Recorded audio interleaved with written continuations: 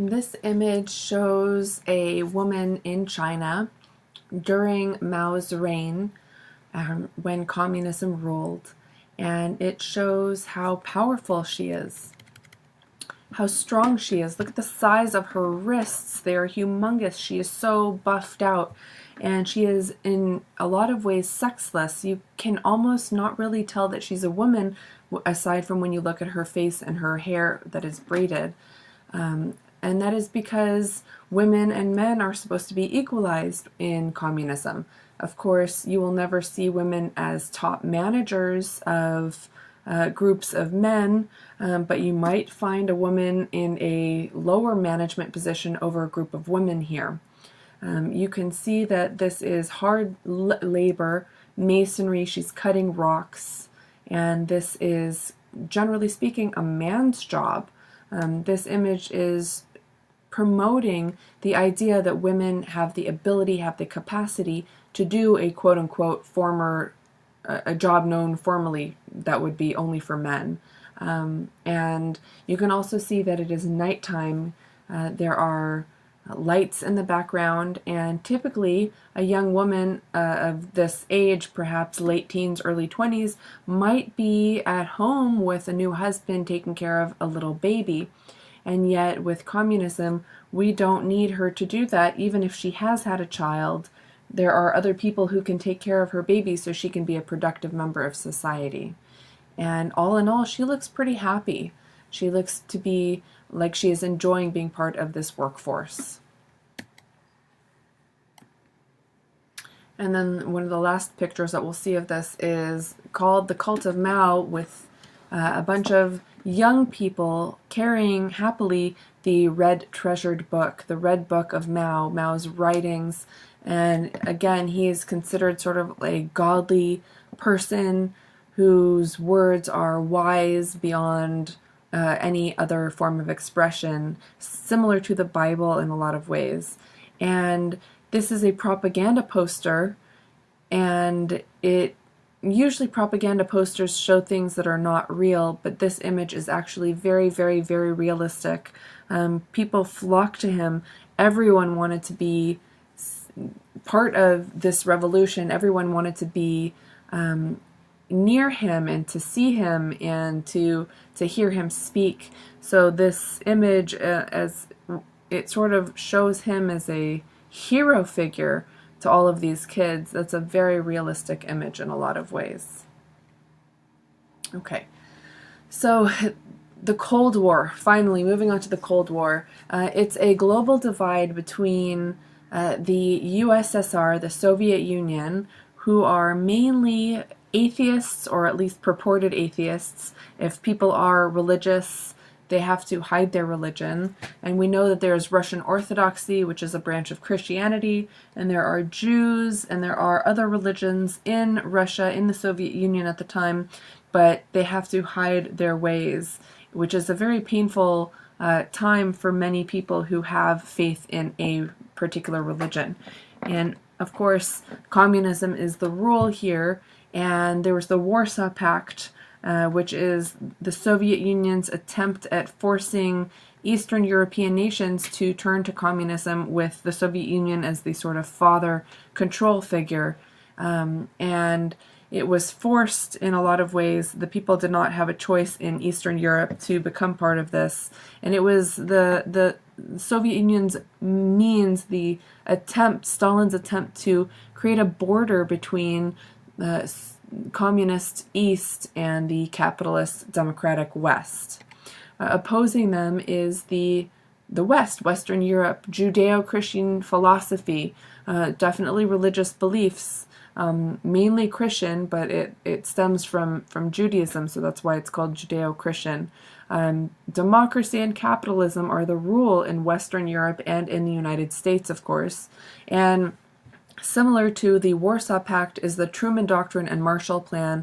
Again, these are America's attempts at enforcing and encouraging communism and democracy in Europe as much as possible.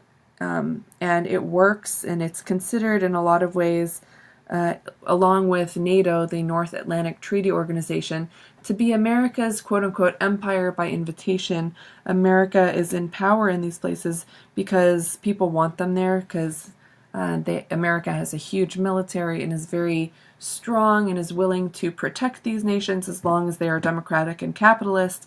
And with the Truman Doctrine and Marshall Plan, America literally gives millions of dollars to European countries to ensure their success with democracy and with capitalism. Very, very attractive, as opposed to the Warsaw Pact, which is more a forced philosophy. Europe ends up being divided by a quote-unquote Iron Curtain, which is Winston Churchill's words when he describes what is going on in Eastern Europe. Let's take a look at this quick little clip. Winston Churchill traveled to the United States. In the spring of 1946, Winston Churchill traveled to the United States.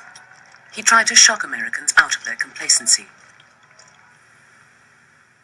In a speech at Fulton, Missouri, carried on radio, he warned them how the Soviets were acting in Europe. From Stettin in the Baltic to Trieste in the Adriatic, an iron curtain has descended across the continent. Behind that line lie all the capitals of the ancient states of Central and Eastern Europe. Warsaw, Berlin, Prague,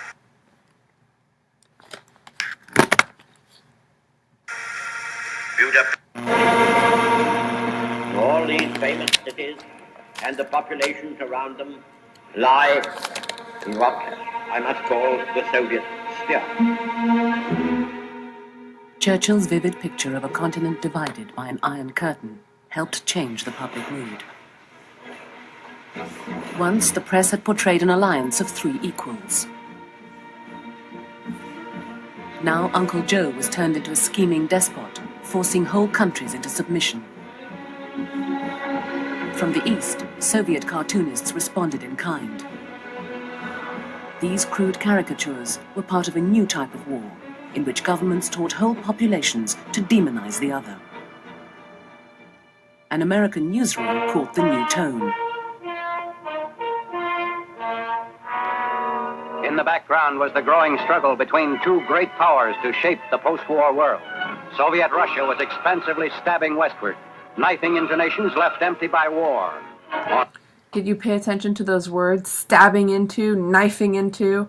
Definitely a forceful image. Orders from the Kremlin, Russia had launched one of history's most drastic political, moral, and economic wars, a Cold War. The United States was obliged to help Europe safeguard its traditional freedoms and the independence of its nation. Gone was the spirit of wartime unity that reached its peak on that historic afternoon in April '45 at the Elbe River in Germany. Here, two worlds actually met, but this coalition was to be torn asunder.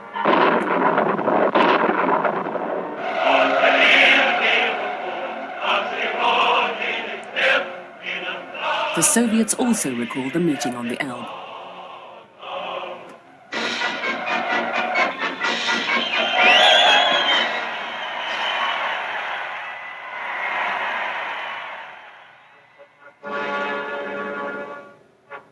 But their version showed a bloodthirsty American general bent on the domination of Europe.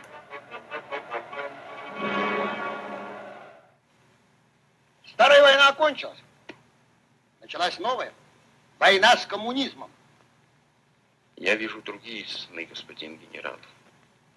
Мне снится мир. Пожалуйста. У нас свобода сновидений. Okay.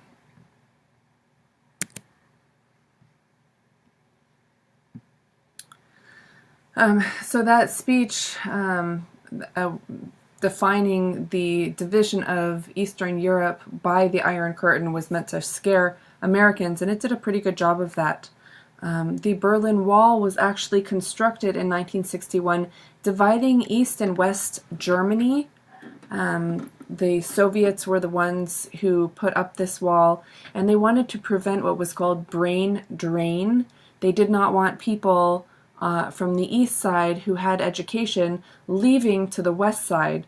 The west side, controlled by democracy and capitalism, was thriving quite nicely and was a very attractive place, whereas the east was still struggling. In a lot of ways, people were not even eating well, let alone having good food, good jobs, etc. And so the Soviets, in a show of power, set up this wall, and it was very heavily guarded for many, many decades to prevent people from leaving the eastern part of Germany and going to the west. Oops. Okay, so what happens now is a major break from the Cold War. The Cold War becomes hot with skirmishes in certain other parts of the world, and this is due to fighting by proxy. Each superpower, the Soviet Union, the USSR, versus the United States, supplied weaponry, including tanks, airplanes, bombs, guns, and training to smaller nations. In Korea, the North Koreans wanted to, well, let's get to that. The North Koreans were communist, and they were supported by the Soviets in the Soviet Union and Russia, and with the Chinese. And they invaded South Korea, and the anti-communists had an alliance with the United States and UN troops. This war ended with a stalemate at the 38th parallel because President Truman didn't want World War III, so he halted the offensive. The reason that the United States went into this war to begin with was because the United States sort of considered itself having lost China to communism, which was a huge nation to lose to communism. And so the fear that communism was spreading quickly was a very real feeling for a lot of people in America. General Douglas MacArthur in America did not believe in anything except for victory, and he wanted to press on and continue fighting this war, but Truman relieved MacArthur of his post for subordination for publicly fighting against Truman, which is interesting to compare to today. So many people could say so much against the president, and that would be considered part of our freedom of speech. Anyway, so this war ended in an armistice, which is a pause after too many people had died. All in all, the territories didn't really change from the beginning, but 35,000 Americans died, 114,000 Chinese died, and 300,000 Koreans from North and South Korea had been killed. And today there is still a lot of tension simmering between these two nations. So up there on the top of the page are the Koreas up here, and down here is Vietnam, where we're going to discuss next. There's Vietnam. Next door is Cambodia, and Laos is here. And the reason that Cambodia and Laos are important is because we have Viet Cong going into these territories. So it becomes a very challenging time for American and anti-communist troops to fight the Viet Cong because they're not only in Vietnam, but they're going into other territories as well.